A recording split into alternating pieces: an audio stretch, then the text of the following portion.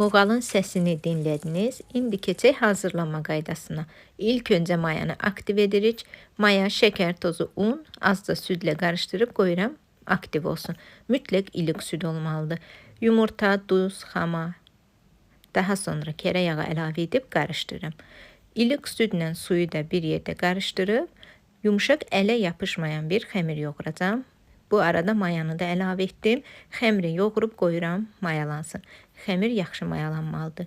İçlik üçün şirin qoğal hazırladım. Siz şor qoğal da hazırlaya bilərsiniz. Lazım olan ərzaqları qaba əlavə edib əlimlə qarışdıraraq umaç hazırlayıram. Artıq içliyim də hazırdır. Xəmirim də yaxşıca mayalandı. Xəmirdən 6 kündə hazırlayıram. Kündələrin üzərini örtürəm və 10 dəqiqə təkrar kündələr mayalanmalıdır. Xəmiriniz nə qədər çox mayalansa, yuxanı açmaq o qədər rahat olur. Açdığım hər bir yuxanı yağlayıb, təkrar üzərinə yuxa qoyuram. Eynən 6 kündəni bu qaydada hazırladım. Mən kərə yağından istifadə etmişəm və aralarını çalışın ki, hər tərəfini eyni qaydada yağ vurun. Rulet formasında bükürəm. Mən bu ölçüdən 25-26 ədəd qoğal hazırlayıram. Bəzən olur ki, 30 ədəd olur. Daha sonra təkrar hazırladığım bu yuxaları gözlədirəm ki, yağı donsun.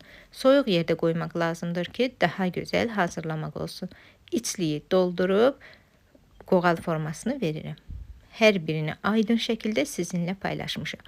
Və təkrar gözləyirəm ki, 10 dəqiqə, 15 dəqiqə qoğallarım mayalansın. Sobanı öncədən 180 dərəcədə isitmişəm.